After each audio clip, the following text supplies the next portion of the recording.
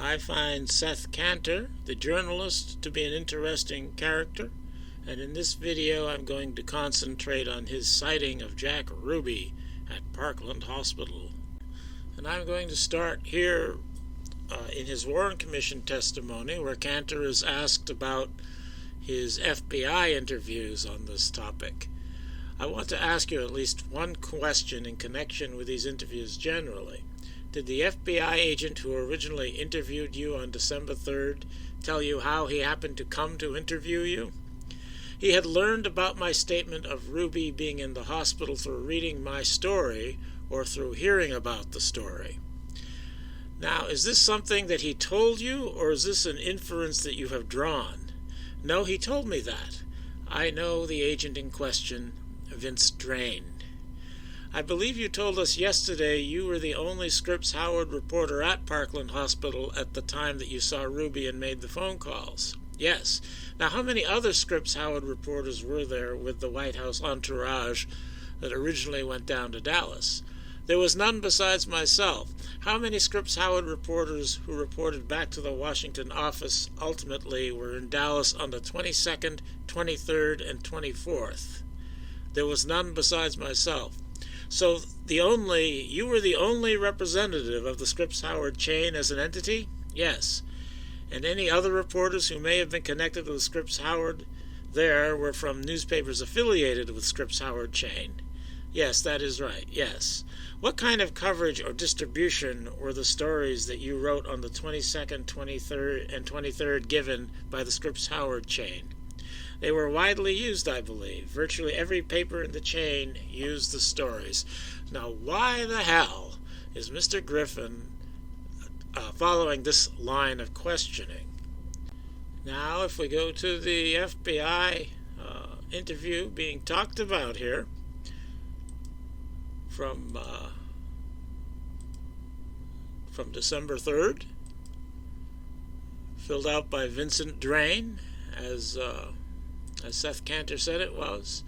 Here in this report it says Cantor filed a story which he says is fairly complete about the events that afternoon for his paper back in Washington. Cantor does not know whether or not this has been used, and it is being set forth verbatim.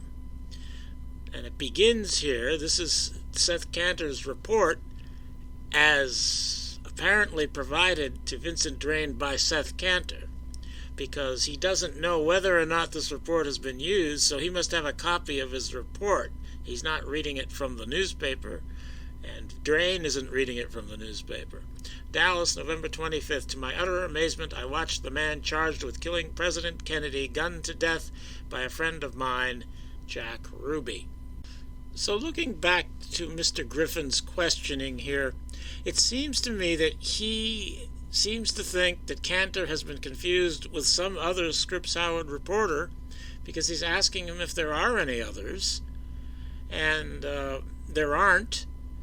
And so it's as if I speculate that Mr. Griffin and the Warren Commission did their research and tried to obtain the article that Seth Cantor had written and were not able to find it. I think that explains this questioning. And not just whether he might have been confused with another one, but Griffin asks him what kind of coverage or distribution were the stories that you wrote on the 22nd and 23rd given by Scripps Howard chain. He doesn't ask about the 25th, which would be the date of the story that the FBI is talking about. So he's specifically saying your other stories, and Cantor believes that they appeared in virtually every paper in the chain. And yet, the FBI report states that Cantor doesn't know whether or not the story in which he said he saw Jack Ruby at Parkland Hospital, he doesn't know whether or not that story was used at all. And I think what this all means is that story was not used at all.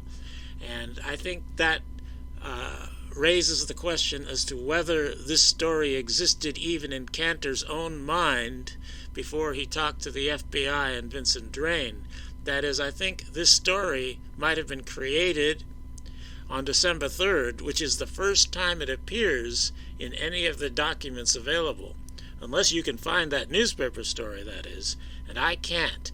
So the earliest reference we have to this newspaper story, where Seth Cantor said he saw Jack Ruby at Parkland Hospital, is an FBI report of December 3rd, referring to a newspaper article which may not even have been used. That sounds a little funny to me, and I think it sounded a little funny to Mr. Griffin, too, but Griffin didn't want to make it explicit in his questioning. And I'll also note here that in this first FBI interview, the one on December 3rd, a time is given for when Cantor saw Jack Ruby at Parkland Hospital, and that time is 1:28 p.m. But in his next FBI interview, on January 3rd, exactly 1 month later, the time is changed from 1:28 to 2 p.m. So what I'm thinking is that this is a created story, and the idea is to give Jack Ruby an alibi for a particular time. And at first, the FBI wanted that alibi time to be at 1:28 p.m. So if Jack Ruby was seen somewhere else at 1:28 p.m., well, that other person would have to be mistaken because he was at Parkland Hospital where Seth Cantor saw him. But that time changed to 2 p.m. afterwards. That is, they wanted the alibi for 2 p.m. instead of 1:30 p.m. for some reason. And the reason that the FBI wanted to give Ruby an alibi is because Ruby was actually at the Texas Theater. As George Applin told Earl Goltz in 1979. Applin was one of only 2 Texas Theater patrons whom the Warren Commission could locate to testify about the arrest of accused assassin Lee Harvey Oswald. When authorities questioned Applin, he testified in detail about Oswald's arrest in the theater slightly more than an hour after the assassination. What he didn't tell them, however, was that he recognized Jack Ruby as one of 4 main floor patrons not identified by the Warren Commission. At the time, the Warren Commission had me down there at the post office in Dallas to get my statement. I was afraid to give it, the Ruby information, Applin said. I gave everything up to the point of what I gave the police there in town. Applin said he spoke to a man sitting in a back row seat, a man he believes was Ruby, as police were about to pounce on Oswald. Ruby was sitting down just watching them, Applin said, and when Oswald pulled the gun and snapped it at a policeman's head and missed, and the darn thing wouldn't fire, that's when I tapped him, Ruby, on the shoulder and told him he had better move because those guns were waving around. He just turned around and looked at me, and then he turned around and started watching them. When police questioned Applin later that day, he couldn't have told them he saw Ruby because he didn't know him by sight. 2 days later, after Ruby was shot, his face became known to Applin and the rest of the world. And when he went to the Warren Commission, he didn't identify Ruby to the Warren Commission, he says, because he was too scared. So if Applin had seen Ruby and had talked to Ruby, and Ruby had looked at him, then of course Ruby would know that someone had seen him in the Texas Theater, and if he's cooperating in the cover-up, as of course he would be, then the FBI, whoever is engaged in the cover-up, who talked to Ruby, would know that there's this guy, George Applin, who had seen Ruby in the theater. So the FBI, whoever's part of the FBI engaging in the cover-up, is going to want to cover Ruby's ass here by giving him an alibi. That is, if Ruby is seen by Seth Cantor at Parkland Hospital at 1:28, then George Applin could not have seen him at the Texas Theater at about 1:30. And I have a video about the time of arrest. There are 2 times for the arrest based on different evidence. One is at 1:30. And so the FBI knew that Oswald actually was arrested at 1:30, or about 1:30, and so they wanted to cover Ruby's ass for 1:30. But the other body of evidence gives a time of 1:52 for Oswald's arrest. And the arrest report says 1:40. That's not helping much. But We've got two times basically. Basically, it's about 1:35 or 1:52. So when the FBI realizes that the official story arrest time is not the actual arrest time, that is, it's closer to 2 o'clock, they decide to change Seth Cantor's story to 2 o'clock. And that's why we have in the second FBI interview the second time given as 2 o'clock, because the FBI wants to cover the later time that's given in the other body of evidence. Aren't they clever, even if they're a little slow? And the reason the time of arrest was faked in the first place, primarily I believe, is to provide an alibi for Officer James H. Taylor, who was present at Oswald's arrest. If the arrest is at 1:30, however, then James H. Taylor could have been at Oswald's arrest, and he could have been at Parkland Hospital later, where he's photographed there. And the picture I'm using here is when the hearse is leaving, around 2 o'clock or a little after 2 o'clock. So the time of Oswald's arrest was changed, primarily, I think, to give James Taylor an alibi.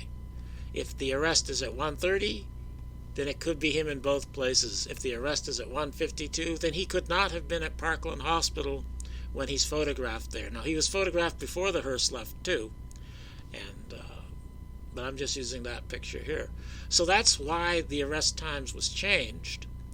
And the FBI, or whoever was handling Ruby's part of the story, didn't realize that the actual arrest time was not going to be used, and so it was changed on January 3rd. In Seth Cantor's story, the time was changed to align with the official story arrest time rather than the actual arrest time.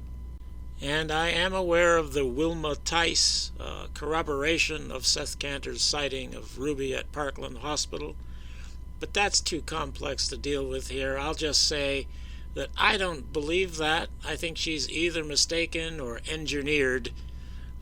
One way or the other, I don't believe that she saw Ruby at Parkland Hospital either.